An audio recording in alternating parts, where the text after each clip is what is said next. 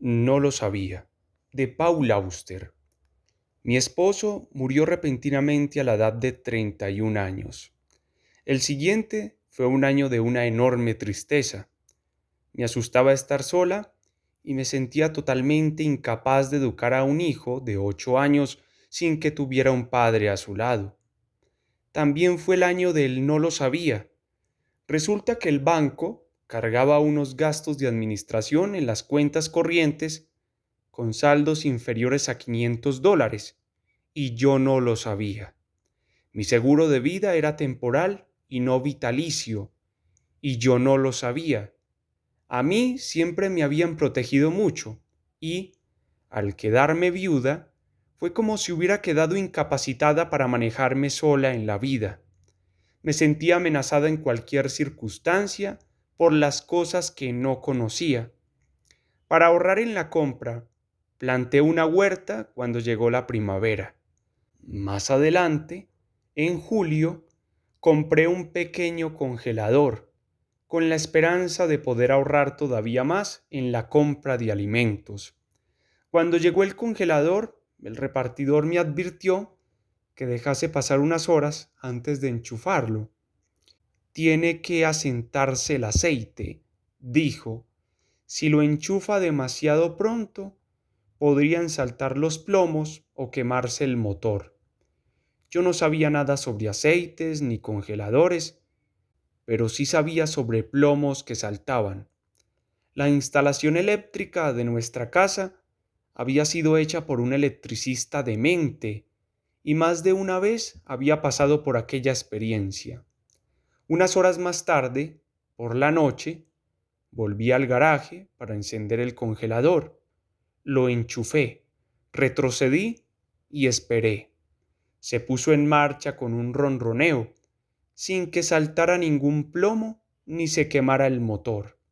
Salí del garaje y bajé por el camino de entrada a la casa para disfrutar de la brisa suave y cálida. Hacía menos de un año que mi esposo había muerto. Me quedé de pie iluminada por las luces del vecindario y observando parpadear a lo lejos las luces de la ciudad.